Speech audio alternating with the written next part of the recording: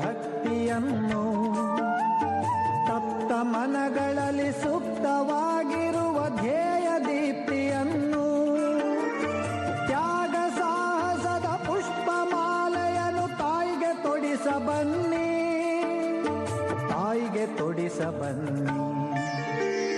ತಾಯಿ ಭಾರತೀಯ ಪಾದ ಪದ್ಮಗಳ ಪೂಜಿಸೋಣ ಬನ್ನಿ, ಪೂಜಿಸೋಣ ಬನ್ನಿ.